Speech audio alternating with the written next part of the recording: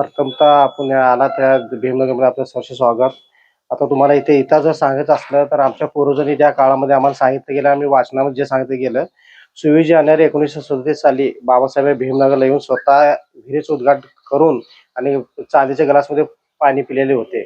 त्याचं कारण असं होतं की कारण पूर्वीच्या काळी अस्पृश्यता लोकांना आम्हाला पिण्यामध्ये अस्पृश्यता भरपूर होती आणि आमच्या समाजामध्ये त्या लोकांना पाणी पिण्याची टंचाई होती. त्यामुळे बाबासाहेबला आणून स्वतःच्या विहिरीचं उद्घाटन करून घेतलं आणि त्यावेळेस बाबासाहेब स्वतः विहिरीचे उद्घाटन केल्यामुळे तेव्हापासून आतापर्यंत भीमनगरमध्ये तेच पाणी पितात.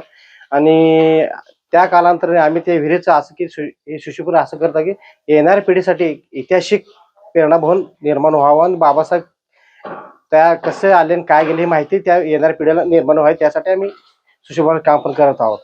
मला जे पूर्वजांनी जे सांगितलं त्याच्या माहितीनुसार मी सांगतो. कारण श्रमदानातून विहीर खणली गेलेली आहे पूर्वजांच्या.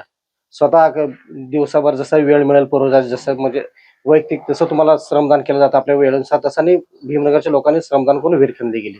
त्यांच्या काळात आमचे जे पूर्वज लोक होते, बाबासाहेब येणार होते असं त्यांना कळल्यानंतर सोलापूरला त्यांनी त्यांना निमंत्रण देण्यासाठी काय पूर्वज लोक गेले, तर बाबासाहेब बैलगाडीतून त्यावेळेस असं आलं तर आम्हाला समजतं आणि पूर्वजांच्या माहितीनुसार